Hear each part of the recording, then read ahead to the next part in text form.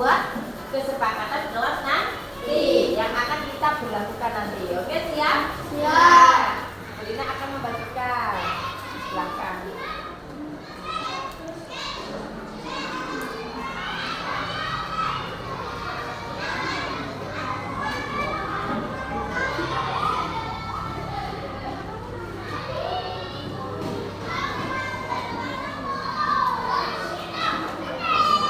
Silakan kalian tulis kesepakatan kelas apa yang akan kalian impikan. Kamu pengen bagaimana ya?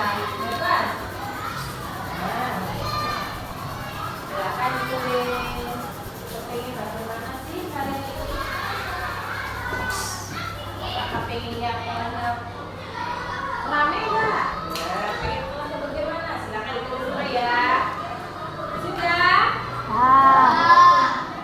Oke, sudah ya. Sekarang anak-anak, sekarang silakan kalian menyebutkan kesepakatan apa yang kalian tulis di situ. Coba dari Mbak Alia sini. Setelah disebutkan nanti ditempel di papan ya. Pintar, tidak saling membuli dengan teman yang atau kelas yang lain. Lanjutin Mbak Reva.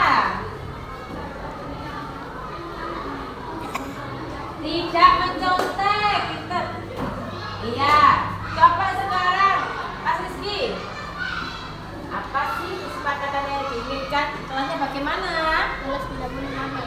Tidak boleh rame. Pintar, bagus sekali. Coba Mas Rizky. Pak, Harus saling menghargai. harus saling menghargai. Pinter. Coba sekarang Mas Raja. Tidak boleh ramai. Tidak boleh rame ya, sama nggak apa-apa. Ayo pinter, Latiman. Saling menghargai dan menghormati. Saling menghargai dan menghormati. Iya. Lanjutin Mbak Kori. Ingin kelasnya menjadi bersih dan rapi. Kelasnya bersih dan rapi. Pinter, bagus sekali biar nyaman ya. Mbak Niken. Tidak boleh membeda-bedakan teman. Bagus sekali dia, harus tahu. Sekarang Antu. Tidak boleh saling mengejek. Tidak boleh saling mengejek. Boleh. Sekarang bagus sekali. Mas Faris, ayo. Tolong, harus tolong menolong. Boleh. Ayo Mas Jam. Menghargai perbedaan boleh. Mbak Nadia. Memakai atribut lengkap saat sekolah. Pinter. Ayo baca di sini dulu. Siapa Mas Rafa? Mati, betul boleh. Ayo Mas Yuki yang terakhir. Agar kelas bersih dan nyaman. Ah, kelasnya bersih dan nyaman. Oke. Maaf jatuh ini nak. Jatuh. Ini. Nah. Oke. Baik anak-anak, ini adalah kesepakatan kalian yang sudah kalian tulis. Sekarang mari kita sepakati bersama-sama. Yang pertama, harus saling tolong menolong. Setuju? Oke. Tidak saling mengejek. Setuju? Pintar. Tidak membuli, tidak mencontek. Setuju? Oke. Kelas harus bersih. Setuju? Oke. Saling menghargai. Setuju? Kelas tidak boleh rame. Setuju? Ya. Terus memakai atribut lengkap. Tidak menghina kelas lain. Pinter. Terus ada lagi. Tidak membawa HP.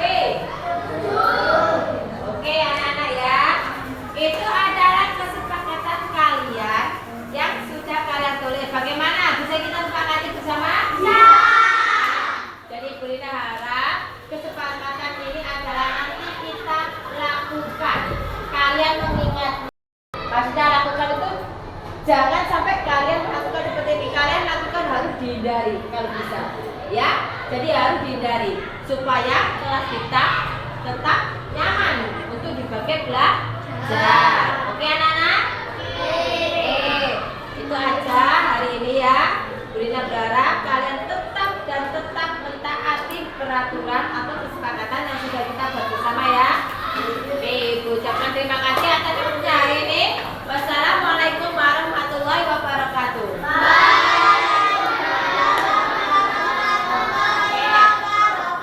Kalau Burina bilang 5C, 5P hebat gitu ya. 5B hebat. 5B hebat. 5P tetap semua. Sekarang bantu Burina ya untuk menempelkan hasil kesepakatan kelas teman kalian ke kertas yang sudah diberi siapkan ya. Oke, silakan tempelin satu persatu ya. Silakan. Nah, langsung ambil dua-dua, nggak apa-apa, ditempel semua.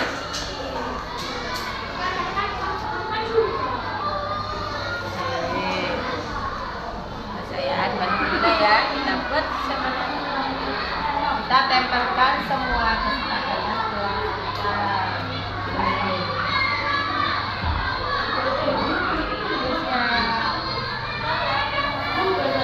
Nah, itu tinggal itu.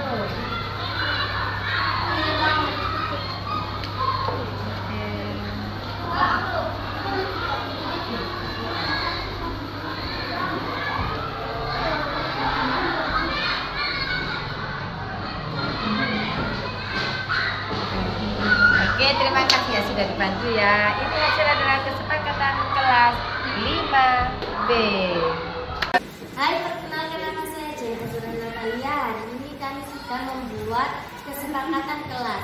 Semoga kami bisa melaksanakannya dengan penuh tanggung jawab agar menjadi kelas impian kita bersama.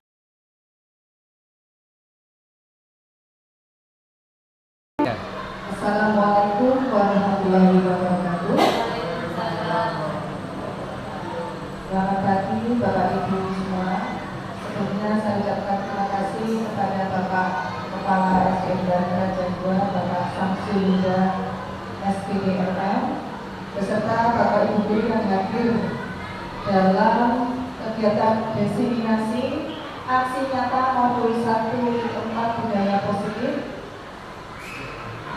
Calon penggerak guru penggerak angkatan 9 Ibu Rina Kuciriati SPD SDMPD. Salawat dan salam kita aturkan kepada junjungan kita Nabi Muhammad SAW yang telah memberikan suri teladan kepada kita untuk bisa membedakan mana perkara yang baik dan kurang baik.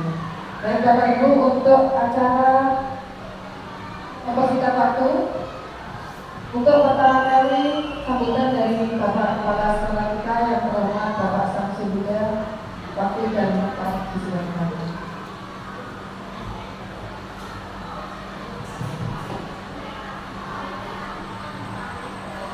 Halo, Bismillahirrahmanirrahim. Assalamualaikum warahmatullahi wabarakatuh. Alhamdulillah wa ni'matillah wa la quwwata illa billah. Yang kami hormati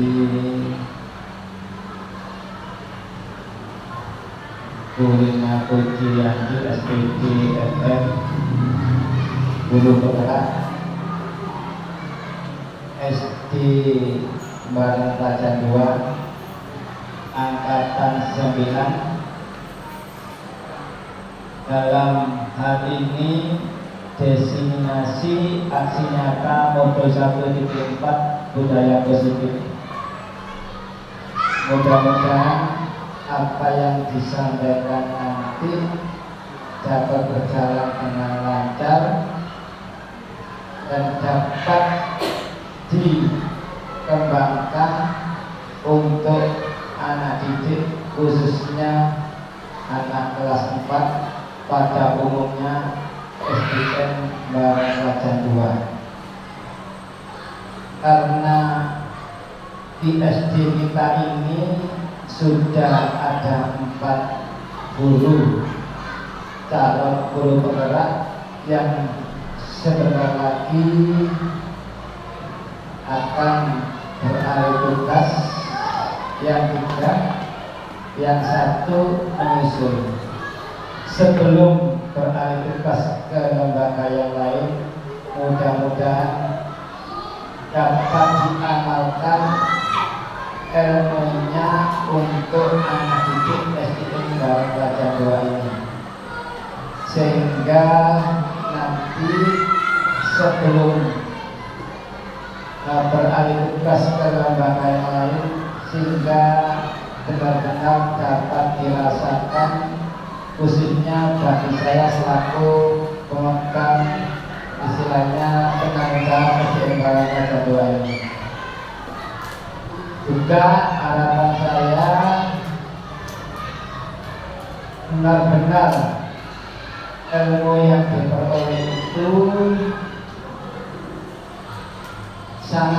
sangat diharapkan perkembangannya, khususnya di SD Barang Raja 2 ini, sehingga dengan banyaknya guru penggerak yang lolos di SD Barang Raja 2 ini bisa mengangkat untuk SD kita ini dalam rangka penerimaan guru baru di tahun 2004-2025 nanti.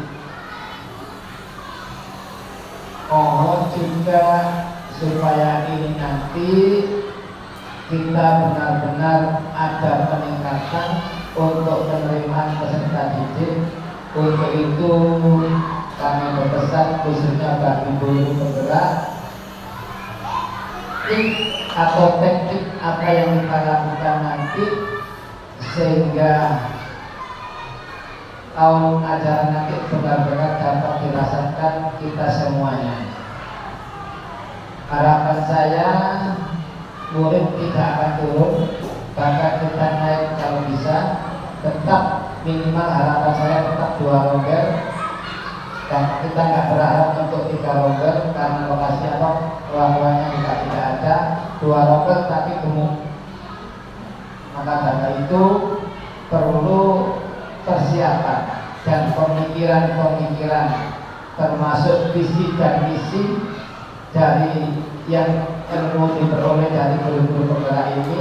Mari kita ubah, kita buatkan istilahnya itu banner, sehingga visi SD Barang Raja 2 ini sesuai dengan harapan dan tuntutan masyarakat sekitar. Sekali lagi, dengan adanya guru penggerak di SD kita ini yang terbanyak selama ini, mulai dari angkatan 4 sampai angkatan 10, kita adalah yang terbanyak di SD Barang Raja 2 ini. Untuk itu sekali lagi pesan saya, berilah ilmu terutama kepada teman sejawat, sehingga apa yang diperoleh modal itu benar-benar Bapak Ibu dapat merasakan imbasnya. Rasa-rasanya untuk guru penggerak ini tidak akan berhenti, maka nanti malah berbondong-bondong semua Bapak Ibu guru nanti malah ikut, bahkan nanti bisa-bisa kedepannya nanti diwajibkan. Insya Allah dengan perkembangan situasi pendidikan yang sekarang ini begitu cepat, sehingga untuk kedepannya guru penggerak insya Allah nanti diwajibkan. Sehingga kalau memang hasil yang diperoleh dalam modul atau dalam guru penggerak ini benar-benar dapat dirasakan di sekolah, sehingga nanti otomatis pemerintah akan melanjutkan program-program penggerak yang ke arah yang selanjutnya. Bila mana nanti guru penggerak tidak ada nilai positif, dan sebaliknya mungkin nanti akan ke depan mungkin bisa dievaluasi atau mungkin akan dicatat atau dirubah. Maka daripada itu mohon untuk guru penggerak ini beraksi nyata, terutama kepada SD dan Kajang 2. Itu aja yang dapat kita sampaikan. Mudah-mudahan apa yang disampaikan oleh Bu Rina dapat atau sedikit banyak dapat diperoleh ilmu kepada Bapak Ibu guru. Dan mohon maaf apa yang kita sampaikan mungkin kurang berkenan di hati Ibu Bapak. Sekali lagi mohon maaf. Kami akhiri dengan salam mustaqim. Wassalamualaikum warahmatullahi wabarakatuh.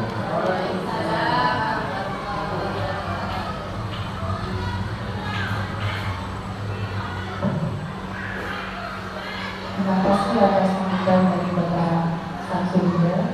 Semoga apa yang telah disampaikan beliau menjadi motivasi bagi Ibu Rina Suciati sebagai calon guru penggerak angkatan 9 untuk menggerakkan, untuk bergerak dan menggerakkan bagi teman-teman khususnya SD baru ini. Selanjutnya waktu dan tempat saya berikan luas-luasnya kepada Ibu Rina untuk menyampaikan materi yang akan diberikan kepada teman-teman.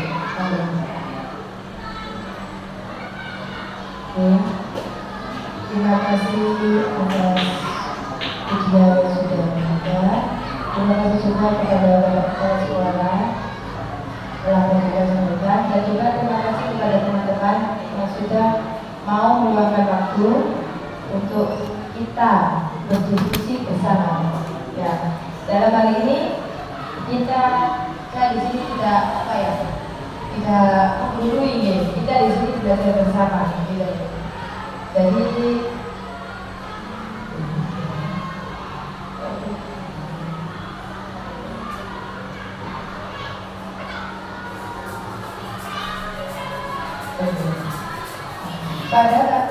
pada pagi hari ini saya akan mencoba mendiseminasikan aksi nyata budaya positif, yang dimana budaya positif ini itu harus mulai sekarang itu harus kita kembangkan di sekolah kita. Mungkin kita sudah tahu apa itu budaya positif. Nah, sebelumnya biar tidak ngantuk ya, yuk kesan itu ngantuk ya. Coba sih, kalau saya bilang siapa kita? Kita jawab guru SDN Bareng Kerajaan 2. Di mana kita? Di sini. Sedang apa kita? Bersenang-senang. Itu ya? Nah, bersenang-senang. Coba ya, biar semangat. Siapa kita? Guru SDN Bareng Kerajaan 2. Di mana kita? Di sini.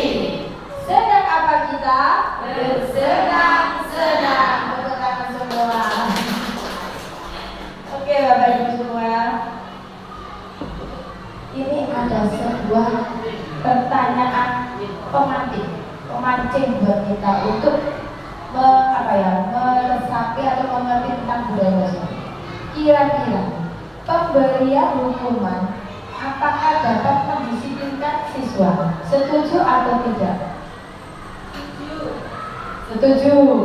Nah, kita nampung ya untuk diskusi kita ya.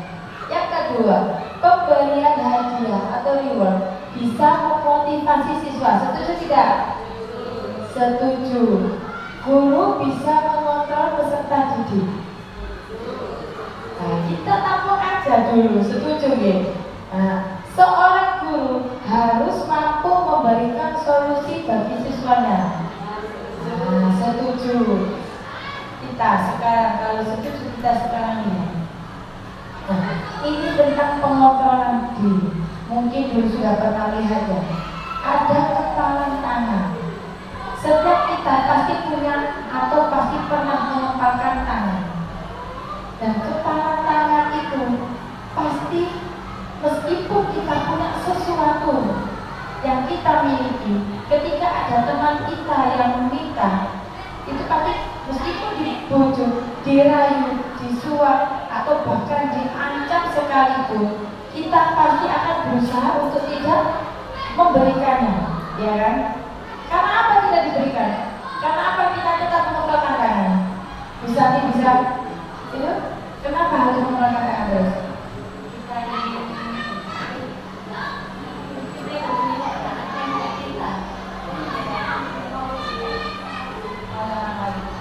mempertahankan milik kita, nggak boleh diminta orang lain. Mungkin ada pendapat lain, Bu Ayu? Untuk mempertahankan hak kita, untuk mempertahankan hak kita, benar ya, kita pasti punya keinginan, ya, punya istilahnya itu, ini adalah harga diri kita. Apa yang kita punya harus kita pertahankan, ya. Itu adalah gunanya untuk perubahan paradigma pada kegiatan keperawatan.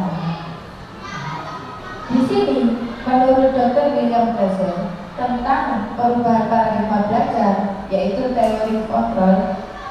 1. Guru bisa mengontrol murid. Beliau berisi bahwa semua penguatan positif, efektif, dan bermanfaat.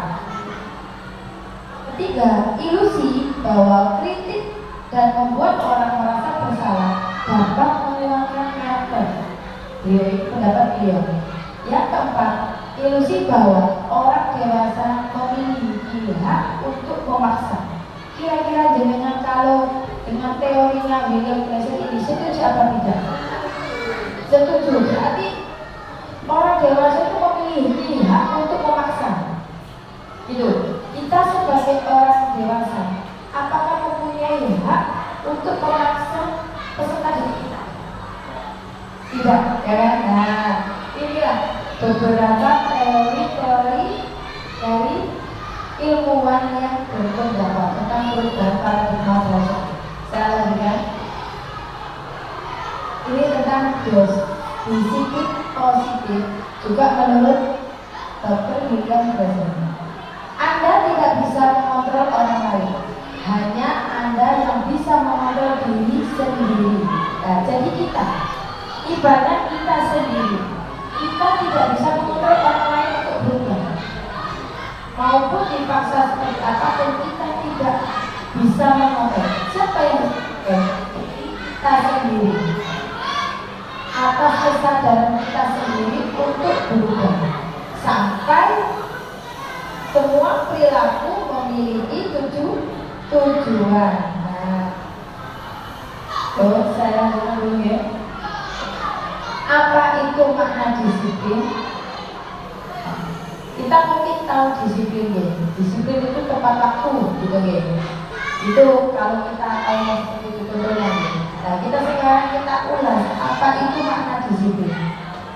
Disiplin itu berasal dari bahasa Latin yang artinya belajar. Makna asal dari kata ini berkonotasi dengan disiplin diri dari murid-murid Socrates dan Plato. Disiplin diri membuat orang mencari potensinya menuju sebuah tujuan apa yang dia hargai. Namun, dalam budaya kita, makna kata disiplin telah berubah menjadi sesuatu yang dilakukan seseorang pada orang lain untuk mendapatkan kepatuhan. Jadi, kecenderungan umum adalah menghubungkan kata disiplin dengan ketidaknyamanan, bukan dengan apa yang kita hargai atau pencapaian suatu tujuan real. Ini tadi yang berhubungan dengan pertanyaan pemantik tadi. Jadi, apa tadi? Ibaratnya menghukum siswa itu dapat mendisiplinkan siswa, gitu ya. Nanti kita sambil ke sini dari kita tahu kenapa, apakah benar mendisiplinkan siswa itu dengan cara kecil. Ya, saya lanjutkan dulu. Nah, jadi makna disiplin secara umum adalah pertanggungjawaban atau pertanggungjawaban itulah yang selalu menjadi sisi yang hak atau kewajiban dari seseorang yang pegang kekuasaan atau pimpinan dalam umumnya. Adapun artinya tidak lain ialah orang tadi harus mempertanggungjawabkan dirinya serta tertibnya laku diri dari segala hak dan kewajibannya. Ini adalah menurut pemikiran Ki Hajar Dewantara tentang konsepsi keteladanan, sikap merdeka, dan halaman 469. Nah, ini menurut dari Dewantara. Merdeka itu tidak hanya terlepas dari perintah, tapi juga cakap buat pemerintah dirinya sendiri. Jadi anak-anak itu sekarang kan, apalagi sekarang kurikulumnya sudah kurikulum merdeka. Jadi merdeka itu tidak hanya dia itu bebas dari perintah gurunya.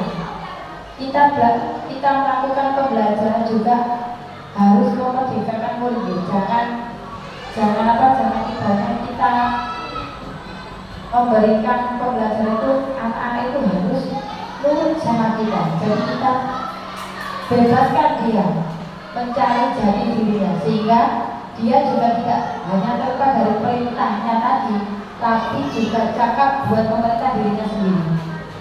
Jadi dia itu ibaratnya itu bisa mengontrol dirinya, bisa memerintah dirinya sendiri, apa yang harus dilakukan dan apa yang tidak harus dilakukan. Maka Bapak Ibu sebelum pembelajaran dulu waktu awal-awal itu sudah membuat keyakinan kelas. Sudah. Di keyakinan kelas itu akan menjadi patokan bagi kita, bagi murid kita untuk melakukan sebuah perilaku yang baik, yang bisa digunakan, apa yang tak dilakukan atau tidak. Oke? Jadi itu nanti membuat kedisiplinan sendiri. Makna nilai-nilai kebajikan. Nilai-nilai kebajikan itu adalah sifat-sifat positif manusia yang merupakan tujuan mulia yang ingin dicapai setiap individu. Jadi seperti yang telah dikemukakan oleh Dr. William Jackson pada teori kontrol, menyatakan bahwa setiap perbuatan memiliki suatu tujuan. Dan menurut Dian Goshen mengemukakan bahwa dengan mengaitkan nilai-nilai kebajikan yang diyakini seseorang, maka motivasi intrinsiknya akan terbangun, sehingga menggerakkan motivasi dari dalam untuk dapat mencapai tujuan yang mulia. Jadi itu yang mulia. Ini adalah 3 motivasi perilaku manusia. Yang pertama, untuk menghindari ketidaknyamanan atau hukuman. Yang kedua, untuk mendapatkan imbalan atau penghargaan dari orang lain. 3, untuk menjadi orang yang mereka inginkan dan menghargai diri sendiri dengan nilai-nilai yang mereka percaya. Jadi budaya positif, kalau kita memberikan seperti menurut anak untuk berubah, itu ada 3 macam. Terkadang anak itu untuk menghindari ketidaknyamanan atau hukuman. Jadi anak itu terkadang nurut sama kita itu supaya takut tidak dihukum. Itu kasarannya. Yang kedua, ada anak yang berubah untuk menjadi lebih baik. Itu karena dia ingin mendapatkan imbalan atau penghargaan dari orang lain. Ayo sampai pinter, aku tak kasih permen. Ayo aku tak kasih duit. Kadang-kadang kan gitu. Nanti tak kasih nilai 100. Itu adalah imbalan. Ada anak yang kepengen berubah seperti itu. Tapi ada juga anak atau kita itu berubah untuk menjadi orang yang mereka inginkan dan menghargai dirinya sendiri dengan nilai-nilai yang mereka percaya. Jadi dia itu berubah atas dirinya sendiri, itu juga ada. Jadi ada 3 macam perilaku manusia tentang teori motivasi, hukuman, dan penghargaan. Nah, sekarang ini ada sebuah kasus ya. Irfan kurang menguasai pelajaran matematika, sehingga pada saat pelajaran tersebut langsung dia lebih banyak berdiam diri atau menggambar di buku pelajarannya.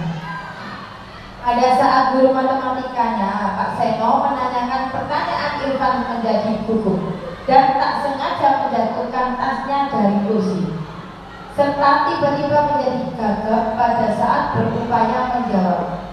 Seluruh kelas pun tertawa melihat perilaku Irfan yang bicara tergagap dan terkejut tersebut. Kak Seno pada saat itu membiarkan teman-teman Irfan menertawakan Irfan yang tergagap dan malu luar biasa, dan malahan minta Irfan untuk maju ke depan dan berdiri di depan kelas sambil menunjuk hidungnya karena tak bisa menjawab pertanyaan Kak Seno. Kelas makin gaduh dan anak-anak pun tertawa melihat Irfan di depan kelas memegang ujung hidungnya. Nah, sekarang saya kepingin Bapak Ibu mungkin menjawab, apakah Anda setuju dengan Irfan, monggo Bu Iva. Kira-kira setuju nggak dan alasannya apa? Kalau saya kurang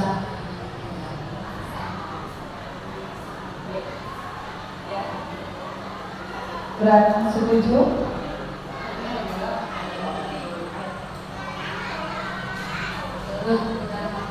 setuju terhadap tindakan Pak Seno karena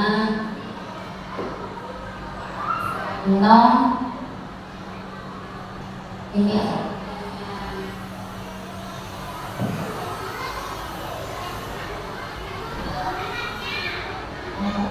Harusnya bisa ke sini. Iya. sepertinya Seno itu bukan membantu atau memotivasi Irfan, malah membuat palu Irfan. Kan Irfan itu tidak bisa menjawab, harusnya bisa memancing atau membantu Irfan untuk bisa menjawab pertanyaan tersebut. Tapi Pak Irfan di sini malah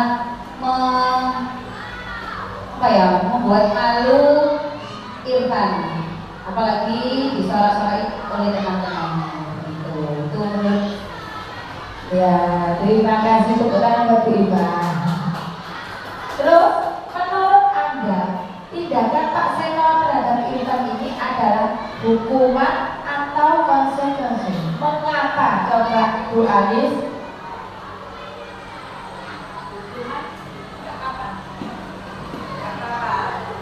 Tidak ada jawaban salah di sini, kita diskusi bersama. Kira-kira ini sebuah hukuman atau sebuah konsekuensi? Menurut jenengan? Konsekuensi. Oke. Mengapa?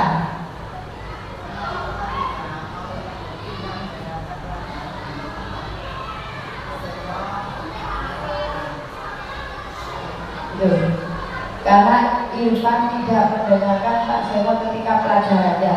Jadi konsekuensinya, hukumannya ini berupa apa di sini di dalam kasus ini tadi? Dengan apa? Menunjuk itu, Irfan. Menunjuk itu, memalukan itu dah. Oke. Menurut Bu Anis adalah konsekuensi. Nanti kita cari tahu apa bedanya hukuman dengan konsekuensi di sini nanti, Kita lanjutkan dulu. Nah, ini untuk menjawab kasus ini tadi kita akan cari tahu apa itu hukuman dan apa itu konsekuensi. Hukuman bersifat tidak rencana atau tiba-tiba. Anak atau murid tidak tahu apa yang terjadi dan tidak dilibatkan. Hukuman bersifat satu arah dari pihak guru yang memberikan dan murid hanya menerima suatu hukuman tanpa melalui suatu kesepakatan atau pengarahan dari pihak guru, baik sebelum atau sesudahnya. Hukuman yang diberikan bisa berupa fisik maupun psikis. Murid atau anak disakiti oleh suatu perbuatan atau kata-kata. Nah, sedangkan kalau konsekuensi adalah itu sudah terencana dan sudah disepakati, sudah dibahas oleh murid dan guru. Umumnya untuk bentuk konsekuensi dibuat oleh pihak guru atau sekolah, dan murid sudah mengetahui sebelumnya konsekuensi yang akan diterima bila ada pelanggaran. Pada konsekuensi, murid tetap dibuat tidak nyaman untuk jangka waktu pendek. Konsekuensi biasanya diberikan berdasarkan suatu data yang umumnya dapat diukur. Misalnya, setelah 3 kali tugasnya tidak diselesaikan pada batas waktu yang diberikan, atau murid melakukan kegiatan di luar kegiatan pembelajaran, contohnya mengobrol, maka murid akan kehilangan waktu bermain dan harus menyelesaikan tugas karena ketertinggalannya. Jadi kalau hukuman ini tidak pakai kesepakatan kelas, gitu. Jadi guru itu biasanya menghukum secara tiba-tiba tanpa direncanakan. Gelem kak, gelem murid deh, jauh siku, nah itu. Jadi keputusan sepihak kalau hukuman. Gak harus fisik, gak harus lari-lari, gak harus dipukul. Dengan memberikan hukuman psikis aja itu sudah bisa dikatakan hukuman kalau anak-anak tidak ada persetujuan. Kalau konsekuensi itu biasanya sudah ada kesepakatan dari guru dan murid, dan kita biasanya melakukan keyakinan kelas itu, ya. Nah, makanya di sini kalau hukuman tadi, kalau menurut saya emang kalau hukuman itu tidak, kalau tidak pakai kesepakatan, itu akan menjadikan mental anak itu terkadang itu down. Jadi mematikan mental anak. Itu ya. Anak cenderung akan diam kalau sampai dikasih malu gitu ya. Jadi kalau anak diam itu dia akan biasanya emosinya akan meledak dan melampiaskannya kepada temannya. Kalau juga dihukum oleh penghargaan. Nah ini kalau dihukum oleh penghargaan maka jangka pendek pengaruhnya jangka pendek dan jangka panjang. Maksudnya seperti ini. Jadi kalau kita anak itu dihukum karena ayo tak hukum nenek pintar pakai ibu nilai 100 kan gitu deh. Seperti itu aja. Jadi ibaratnya anak itu saya tak menang, tapi besok lagi dia akan kembali lagi seperti semula itu. Jadi terus penghargaan menghukum, penghargaan mengurangi ketepatan, penghargaan yang efektif dan merusak hubungan. Penghargaan merusak hubungan itu akhirnya itu ini akan merusak hubungan dengan teman. Jadi dengan teman itu merasa ini aku kok gaji ini kayak anak-anakku selalu dikasih uang itu di itu dibawa begini. Kadang-kadang terus zaman itu kayak gitu kadang-kadang. Rasa ini itu pasti ya. Penghargaan dukungan penghargaan itu akan menurunkan kualitas, mematikan kreativitas dan mengurangi motivasi intrinsik. Maksudnya kalau kita dihukum oleh penghargaan, anak kita dihukum oleh penghargaan dengan iming-iming sebuah hal yang mungkin anak itu kepengen, dia itu akan tidak menjadi kreatif. Jadi banyak kalau dia itu ya wes bapak menilai aku di sekolah mana kayak gitu. Anak itu tidak ada kreatifnya, tapi kalau dia diberikan kebebasan untuk berpikir untuk menjadi manajemen dirinya sendiri, maka dia akan motivasi intinya di dalam itu akan keluar. Lanjutkan ya. Bentuk program kebajikan atau apresiasi yang bisa kita berikan kepada anak. Berikan pengakuan secara khusus, berikan pengakuan secara pribadi, beri pengakuan kepada semua murid bergantian. Jadi jangan satu anak. Kenapa jangan satu anak? Karena setiap anak itu pasti unik. Setiap anak itu unik, pasti punya kelebihan.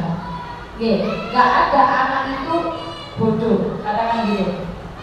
Yang ada itu anak yang tidak mau belajar, tapi setiap anak itu unik.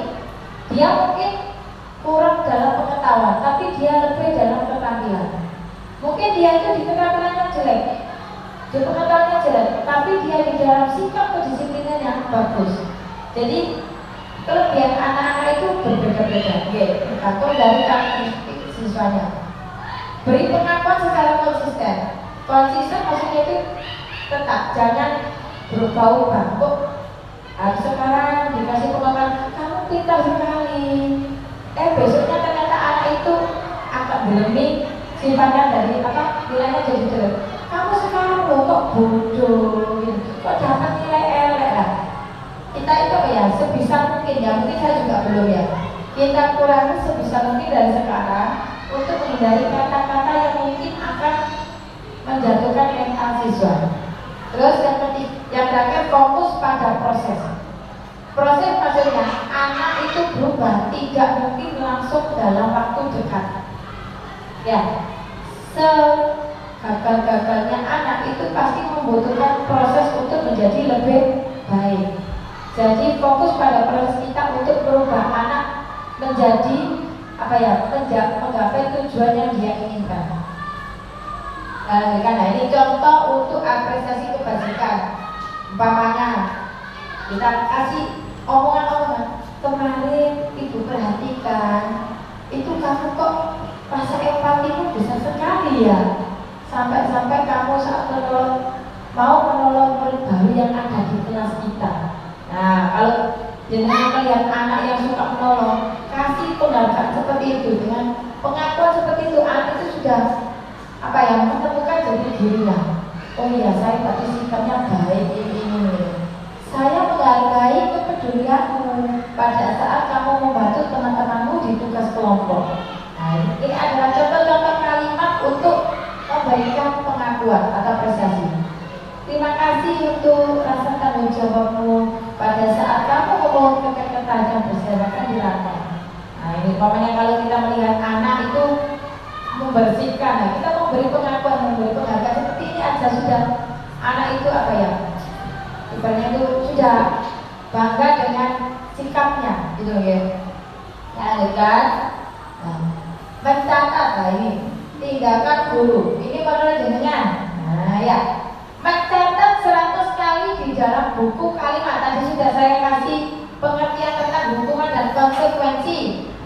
Mencatat 100 kali di dalam buku kalimat. Saya tidak akan terlambat lagi karena terlambat ke sekolah. Ini kira-kira hukuman apa konsekuensi Budia? Mencatat 100 kali di dalam buku kalimat. Saya tidak akan terlambat lagi karena terlambat ke sekolah.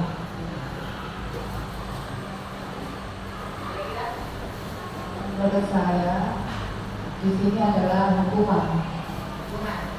Kenapa hukuman? Karena di sini yang menentukan bukan siswanya sendiri. Kalau konsekuensi kan kita harus menanyakan ke siswa itu apa yang harus kamu lakukan. Kalau ini searah kayaknya, searah guru yang menentukan hukuman.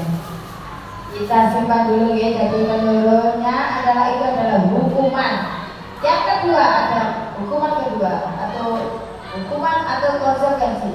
Lari mengelilingi lapangan basket 2 kali karena terlambat hadir di sekolah. Menurut Bapak Kepala Sekolah, nggak apa-apa zamannya ya. Ini hukuman apa konsekuensi ya?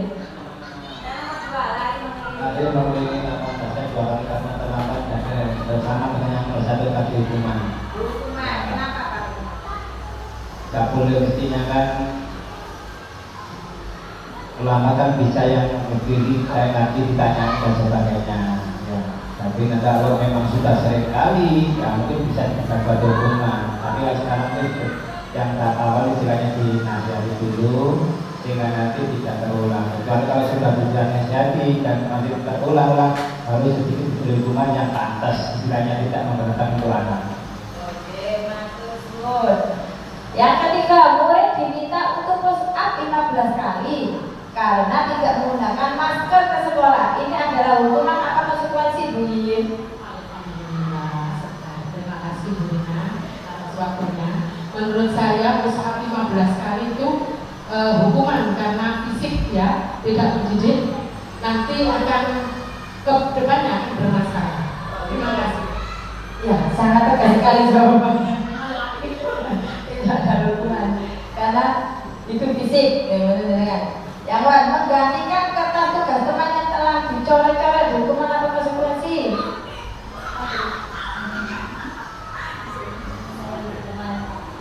Hukuman. Membersihkan tumpahan air di meja tulis karena tersenggol pada saat belajar. Konsekuensi, murid disuruh untuk mengenakan sepatu sehari di sekolah karena tidak mengenakan sepatu hitam. Konsekuensi, lari mengelilingi lapangan basket 2 kali karena terlambat 10 menit untuk pelajaran PJOK. Konsekuensi, sekarang kita lihat ya, coba apakah benar tadi setelah kita itu pikir-pikir. Ya, ini adalah hukuman untuk yang mencatat 100 kali di buku kalimat karena itu adalah sepihak. Ya, gurunya tidak melakukan persetujuan dengan murid, tapi dia langsung, ayo, kamu mencatat 100 kali. Lari mengelilingi lapangan basket juga hukuman. Selain sepihak juga fisik juga. Yang ketiga push up 15 kali juga hukuman. Yang keempat menggantikan kertas tugas teman yang konsekuensi. Membersihkan tumpahan konsekuensi, murid disuruh menggunakan sepatu hukuman, dan lari mengelilingi lapangan itu konsekuensi. Oke, kita paham lagi ya. Nah, ini perbedaan hukuman dan konsekuensi. Jadi kalau hukuman sesuatu yang menyakitkan harus terjadi. Maksudnya jika anak kita kasih hukuman pasti akan membuat rasa sakit sendiri pada anak itu. Itu tadi, anak akan terkadang anak itu bisa juga Gitu loh. Kalau konsekuensi sesuatu harus terjadi. Kalau hukuman membuat anak sakit fisik maupun hati untuk jangka waktu lama, membuat kalau konsekuensi membuat anak merasa tidak nyaman dalam jangka waktu pendek. Jadi meskipun sama-sama seperti dihukum kalau konsekuensi ya, tapi kalau konsekuensi kan agak ringan dan itu sudah disepakati dengan murid. Jadi dia itu meskipun tidak nyaman, dia akan kembali lagi. Itu artinya untuk dalam jangka pendek. Terus kalau hukuman anak membenci kedisiplinan, nah ini tadi. Jadi membuat anak itu membenci. Kalau konsekuensi anak menghargai disiplin. Ya karena sudah kesepakatan, ibaratnya dia itu ya menghargai peraturan yang ada. Yang kalau hukuman lagi mendorong anak menyakiti dirinya sendiri. Anak-anak kita kan nggak tahu karakter anak ya. Kadang anak itu karena malu dia itu ya itu tadi nggak mau makan. Nah itu ya jadi menyakiti dirinya sendiri. Konsep diri yang buruk, anak belajar untuk menyembunyikan kesalahan, marah dan rasa bersalah, dipermalukan karena merasa tak dihargai. Kalau konsekuensi mendorong anak mudah menyesuaikan diri. Konsep diri yang baik, anak belajar untuk memahami peraturan dan tapi dia akan kehilangan hak, dibuat tidak nyaman atau diasingkan. Itu dalam waktu yang sementara. Itu untuk perasaannya. Sekarang kita ganti apa ya? Materinya yaitu restitusi. Apa itu restitusi? Restitusi adalah proses menciptakan kondisi bagi murid untuk memperbaiki kesalahan mereka sehingga mereka bisa kembali pada kelompok mereka dengan karakter yang lebih kuat. Jadi anak-anak kalau setiap anak pasti mempunyai, kita kalau mengajar di dalam kelas pasti pernah mengalami masalah dengan anak. Anak itu pasti ada masalah gitu. Dan kita cara mensikapinya itu kalau dalam hal yang betul gitu, menggunakan segitiga restitusi ini tadi. Apa tuh segitiga restitusi? Kan itu segitiga biru, ya untuk tepung ya. Ini ya. Nah, ciri-ciri restitusi bukan untuk menebus kesalahan, tapi belajar dari kesalahan. Nanti saya kasih contoh ya, bagaimana restitusi itu dilakukan. Yang kedua, memperbaiki hubungan, tawaran bukan paksaan. Dan restitusi menuntut untuk melihat ke dalam diri. Restitusi mencari kebutuhan dasar yang mendasari tindakan. Restitusi fokus pada karakter bukan tindakan. Dan restitusi fokus pada solusi. Nah ini yang perlu digarisbawahi. Fokus pada solusi. Jadi di sini kalau kita melakukan kesalahan, kita tidak menutup, tapi memberikan anak, membantu anak untuk mencari solusinya. Nah ini ada kebutuhan dasar manusia. Setiap manusia mempunyai kebutuhan dasar. Yang pertama adalah kebutuhan untuk bertahan hidup, kebutuhan kasih sayang dan rasa diterima, kebebasan, penguasaan, dan kebutuhan untuk kesenangan. Ini adalah posisi kontrol restitusi. Jadi posisi kita sebagai guru di sini. Kita sebagai penghukum, ada guru sebagai pembuat rasa bersalah, sebagai teman, sebagai pemantau, dan sebagai manajer. Nah ini ada bedanya nanti. Kalau penghukum itu biasanya ngomongnya itu dengan keras. Kamu itu loh kok karya kenapa sih orang tuman itu ini ya. Nah, itu dengan nada keras, dengan itu, dengan kadang mengkerik ya. Nah itu adalah biasanya guru dengan posisi sebagai penghukum. Nah kalau dengan posisi seperti ini, anak itu akan cenderung akan diam dan membenci karena dia merasa sakit dibentak itu tadi ya. Ada sebagai pembuat rasa bersalah. Ini biasanya itu ngomongnya alur. Ya Allah nak, Burina, Yona, sama Loko ini, saya gak sakno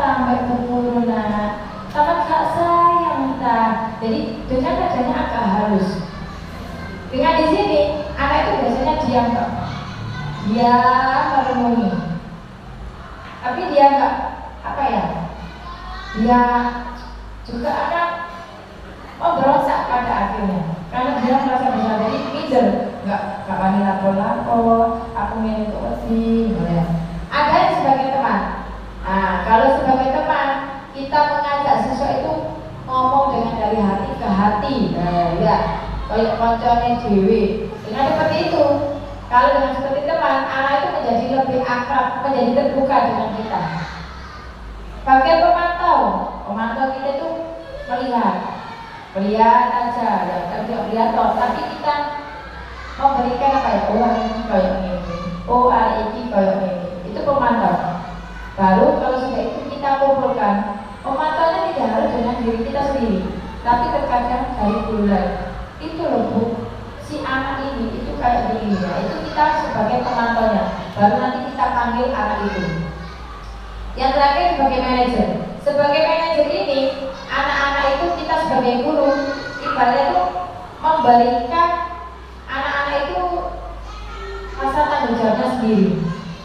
Jadi kita lebih membebaskan lah. Jadi tetap kita pantau, tapi kita membebaskan. Jadi anak itu menemukan solusinya sendiri. Nah, saya kecewa sekali dengan kamu, gitu deh. Saya kecewa sekali dengan kamu. Kamu sekali kayak gini, nah itu membuat orang merasa bersalah. Kamu tidak pernah, seakan-akan anak itu nggak pernah melakukan, padahal ya, pasti ada sisi baiknya itu penghukum. Kalau pakai ajakan, ayolah nak, aku kan jadi ibu bapak ya, kamu kan anak baik, kayak itu teman. Apakah kamu mau mendapatkan cinta bintang hari ini? Nah itu memantau kata-katanya. Bagaimana kalau bisa menyelesaikan masalah ini? Itu sebagai manajer. Jadi kita memberikan kebebasan ke anak ya. Sekarang keyakinan kelas. Mengapa keyakinan kelas? Mengapa tidak peraturan saja? Nah ini ada apa ya, tahapannya yang nggak harus langsung ke keyakinan kelas. Kenapa tidak peraturan kelas saja? Menekankan pada keyakinan seseorang akan lebih memotivasi seseorang dari dalam. Seseorang akan lebih tergerak dan bersemangat untuk menjalankan keyakinannya daripada hanya sekedar mengikuti serangkaian peraturan tertulis tanpa makna. Murid-murid itu demikian. Mereka perlu mendengarkan dan memahami arti sesungguhnya tentang peraturan-peraturan yang diberikan. Apa nilai-nilai kebajikan di dalam peraturan tersebut? Apa tujuan utamanya, dan menjadi tidak tertarik atau takut sehingga hanya sekedar mengikuti serangkaian peraturan yang mengatur mereka tanpa memahami tujuan mulianya. Ini tadi bedanya peraturan dengan keyakinan keras. Nah, yang pertama tahapnya itu peraturan keras. Peraturan keras itu kita ibaratnya membuatnya secara lisan. Ayo kita menghendaki kelas kita seperti apa ya nak ya? Nggak boleh nyontek Bu, nggak boleh ini Bu. Nah, kita itu membuat peraturan seperti itu. Setelah itu baru kita ketika anak sudah bagaimana tidak boleh mencontek, setuju apa tidak? Setuju Bu. Nah baru itu akan menjadi keyakinan kelas. Dan biasanya peraturan kelas itu tidak tertulis. Jadi tadi kalau keyakinan kelas, kalau sudah ditempel, sudah ditulis, itu akan menjadi apa ya, ibaratnya patokan bagi murid. Oh ini sudah keyakinan yang sudah saya buat. Kalau sudah ada keyakinan kelas, maka lingkungan positif pun akan terjadi. Ya, kalau sudah ada peraturan-peraturan keyakinan kelas yang sudah disepakati bersama, lingkungan positif pun terjadi sehingga menjadi budaya yang positif. Contohnya, oh nggak boleh mencontek, itu kan budaya positif. Berarti setiap pelajar atau setiap ketika anak mengerjakan ulangan akan jujur, tidak mencontek. Itu budaya positifnya ya. Nah ini seperti contoh saya, keyakinan kelima, selalu bersikap positif. Bersikap positif apa ya? Banyak bersikap positif ya. Senantiasa menjadi diri terbaik, percaya dan menghormati orang lain serta barang miliknya. berkomitmen terhadap setiap tugas dan senantiasa membantu. Kan? Nah ini ada contohnya ya. Selalu kembalikan buku ke tempatnya. Ini kira-kira nilai kebajikan apa yang ada pada keyakinan kelas Wahyu? Lalu kembalikan buku ke tempatnya, itu sebuah peraturan jelas untuk disiplin. Disiplin. Nah, kita kunci dulu ya. Dilarang mengganggu orang lain. Kira-kira nilai kebajikan dari keyakinan kelas apa nilainya yang diambil? Dilarang mengganggu orang lain. Kan banyak tuh kayak disiplin, saling menolong, bertanggung jawab, itu saling menghargai. Lah itu kira-kira kalau yang dilarang mengganggu itu masuk kemana? Oh ya, Saling menghargai. Hadir di sekolah 15 menit sebelum pembelajaran. Disiplin bertanggung jawab. Dilarang melakukan kekerasan privat.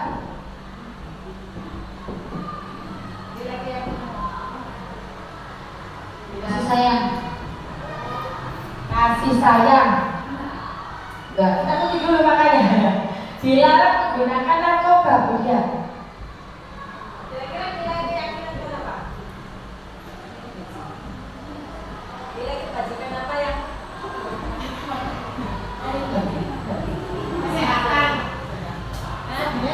kesehatan? Kesehatan. Diberkatian atau menunggu giliran? Rasul. Disiplin.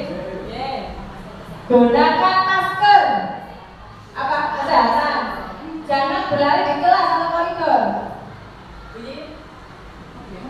Kedisiplinan. Jangan berlari di kelas atau koridor, kedisiplinan. Coba kita buktikan ya. Cek deh. Ya, kalau selalu kembalikan ke buku tempat tanggung jawab. Jadi anak-anak itu pasti kita kasih tanggung jawab. Nek mari moco dia Pak Nona tanggung jawab apa? Nah itu mengembalikan buku pada tempatnya. Tidak mengganggu orang lain itu menghormati ya. Hadir di sekolah tepat waktu, menghormati orang lain dan komitmen. Dilarang melakukan kekerasan itu menghormati orang lain dan juga keselamatan. Kenapa biar tidak terluka ya? Dilarang menggunakan narkoba itu kesehatan. Berkati menunggu giliran menghormati orang lain atau bersabar ya. Gunakan masker kesehatan dan jangan berlari itu keselamatan atau keamanan.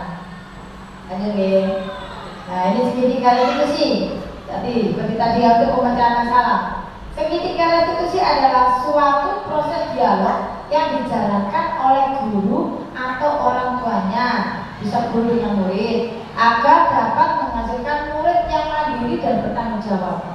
Jadi ibadah ini percakapan omong-omongan antara guru dengan pihak yang bersangkutan, bisa murid, bisa wali murid ya. Nah ini ada contohnya, saya coba kasih contoh ya.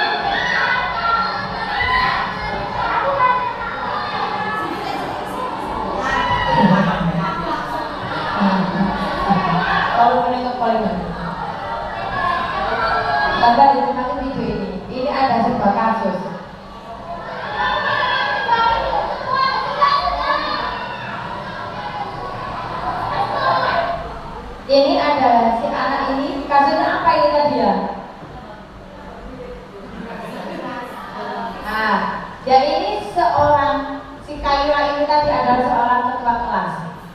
Melihat ini anak-anak sebenarnya anak bermain, melihat temannya waktu PTA tidak menggunakan keplek.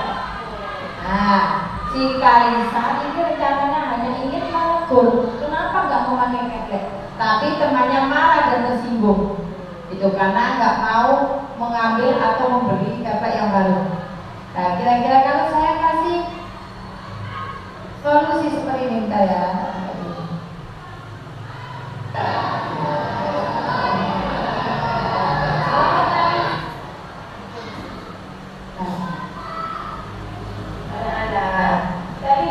Ini contoh segitiga restitusi.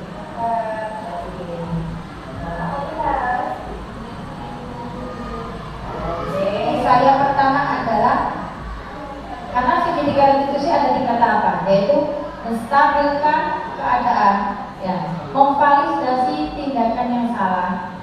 Oke. Dan yang terakhir apa? Apa dia masih ingat? Segitiga restitusi tahapannya apa? Validasi tindakan yang salah, menstabilkan tindakan kan? Ya. Nah, di sini saya validasi tindakan yang salah. Itu. Saya tanya kepada murid saya, kenapa tadi kok bertengkar? Oke, baik. Kami coba kamu berkata, kenapa kamu sampai tidak membawa kepada? Ini boleh. Oh iya. Apakah kamu tahu keyakinan? Nah, di sini adalah proses membuat keyakinan. Jadi ada 3 tahapannya: menstabilkan, memvalidasi tindakan yang salah, dan membuat keyakinan. Keyakinannya apa ya?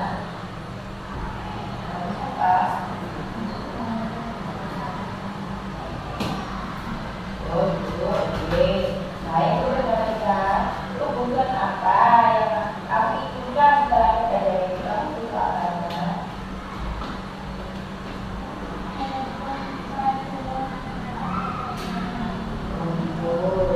baik, saya sendiri juga bukan apa yang aku inginkan Kaira.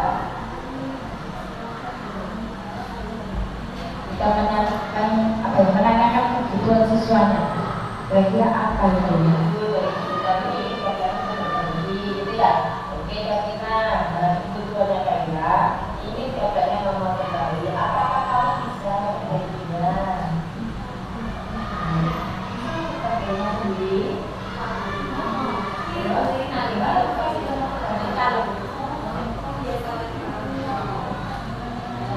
Oh, gitu.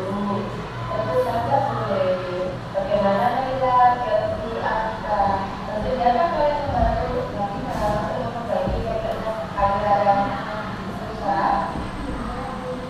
Oke, kalau mereka sudah bisa, kalau tidak mau, gimana? Nah, kalau mereka sudah mau, kamu yang menentukan.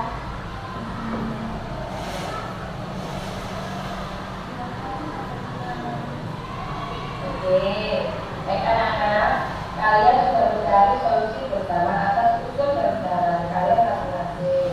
Nah, Kaira, coba kamu lakukan kegiatan. Di sini saya sudah melakukan menstabilkan keadaannya. Apakah sudah bisa terpenuhi sekarang? Oke, Kaira sudah sebagai ketua sudah bertanggung jawab. Kalau sudah saya validasi tindakan yang salah, saya membuat keyakinan baru saya menstabilkan keadaan. Supaya bisa bertemu lagi. Nah, semua kita lakukan. Kita puasan aja sehingga tidak akan terjadi seperti ini lagi. Bisa dipahami aja? Bisa dipahami? Oke, sekarang kalian minta maaf. Oke. Jadi dengan segitiga restitusi, anak itu tidak akan kehilangan harga dirinya. Jadi dia itu akan tahu kesalahannya, memahami kesalahannya, dan belajar untuk bertanggung jawab. Jadi tidak merasa disakiti, tidak merasa dipermalukan. Jadi dia akan kembali lagi harga dirinya. Ada satu video lagi ya. Habis itu Sudah. Nah, ini ada contoh.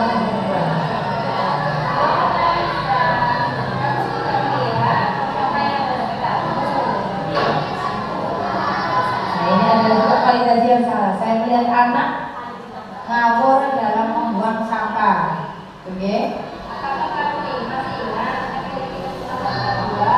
Kedua, kita membuat keyakinan kelas. Kalau sudah terlalu membuat tempat seperti ini, apa yang harus kita lakukan? Oke, silakan.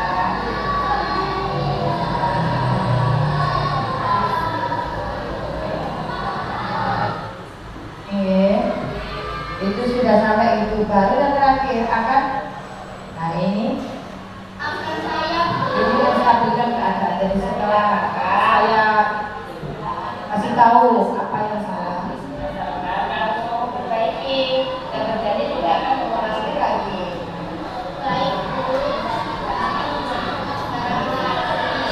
Oke, itu sebenarnya beliau berharap dari saya memahami bahwa kebersihan itu sangat penting untuk kesehatan kita semua.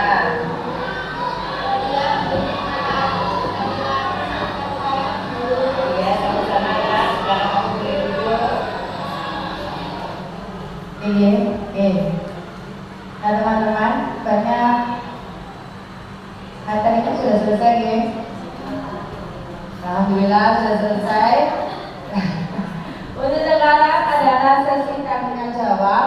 Mungkin ada 1-2 pertanyaan yang mau ibu atau bapak tanyakan, dan nanti kita selesaikan bersama-sama di sini. Karena kan kita tujuannya di sini belajar bersama, gitu ya. Jadi di sini saya juga tidak menggurui, kita belajar bersama. Saya juga ingin berusaha lebih baik menerapkan budaya positif di sekolah. Jadi makanya saya mendesiminasikan ini supaya kita bersama-sama untuk menciptakan budaya positif di sekolahan kita. Oke. Karena kalau dengan adanya budaya positif, maka lingkungan belajar akan nyaman. Jadi ada barangkali ditanya, silakan. Belum akhir. Terima kasih, Bu Lina. Yang ingin saya tanyakan, apabila di akhir pada waktu penerimaan rapor, kan kita biasanya memberikan hadiah misalkan untuk anak yang ranking 3 besar. Apakah itu termasuk memotivasi anak termotivasi karena hadiah? Apakah itu diperbolehkan? Ya, terima kasih Bu Dia atas pertanyaannya. Benar ya? Benar memang kita kalau sering melihat itu ketika raporan itu pasti diberikan hadiah bagi anak yang nilainya agak bagus, ya ranking itu. Apakah ini diperbolehkan dan menarik motivasi siswa menjadi lebih bagus lagi? Apakah boleh di sini? Kira-kira menurut boleh tidak?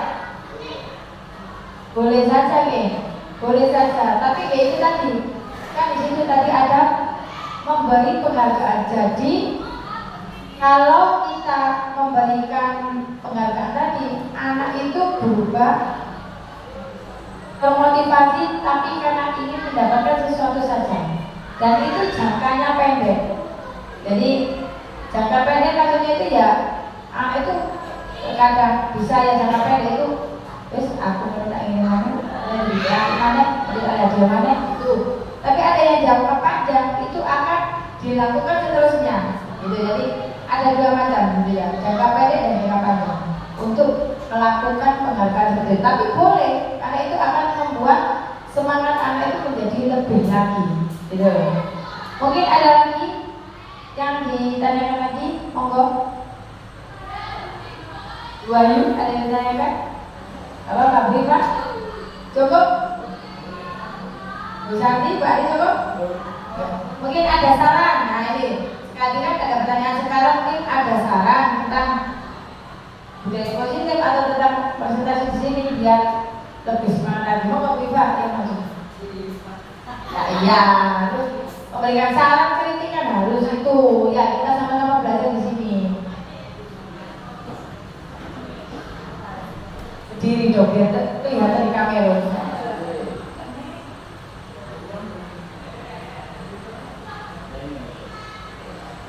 Tes penaikan. Boleh sampai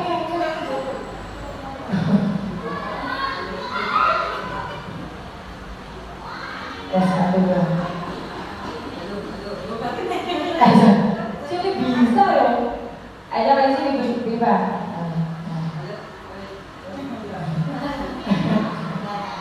Halo. Memberikan saran mungkin saran saya atau mungkin bisa harapan ya. Harapan saya untuk Bapak Ibu guru atau seluruh pengajar atau warga sekolah di SDN Bareng Jago ini, mungkin dulu saya atau guru penggerak yang terdahulu sudah memberikan ini, dan sekarang diterbari lagi oleh Bu Rina. Mudah-mudahan ini bisa menjadi tidak hanya sekedar informasi penting yang bisa kita terima, namun alangkah baiknya budaya positif ini terus kita praktekkan dan kita amalkan untuk diri kita sendiri dan juga untuk murid-murid yang ada di SDN Bareng Kerajaan II ini, sehingga lingkungan yang ada di sekolah kita ini bisa menjadi lingkungan yang positif dan siswa-siswanya atau seluruh warga di SDN Bareng Kerajaan II ini bisa membentuk, bisa melaksanakan budaya positif ini bersama-sama, sehingga menjadi ciri khas atau karakter bagi seluruh warga di SDN Bareng Kerajaan II ini. Itu saja harapan dari saya. Terima kasih Bika atas saran-sarannya ya, bagus sekali ya. Kita juga semuanya berharap seperti itu ya. Jadi dengan seperti ini maka saya yakin SDN Bareng Kerajaan II ke depan akan lebih maju lagi ya. Kalau kita lebih berkolaborasi, lebih kerjasama lagi, lebih kompak lagi dalam mewujudkan budaya positif ini. Okay? Monggo saya akhiri untuk materi hari ini. Sebenarnya yang monggo saya kembalikan lagi ke moderator.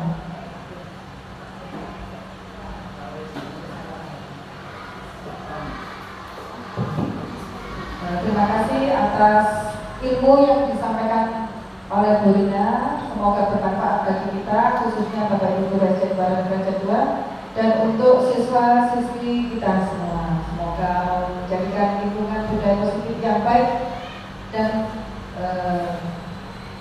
membawa prestasi untuk sekolah kita dengan budaya positif tersebut. Amin. Terima kasih. Ketiga, apa yang menjadi materi hari ini dari Bu Rina semoga bermanfaat. Apabila ada salah kata dari kami mewakili Bu Rina, terima kasih. Maaf yang sebesar-besarnya.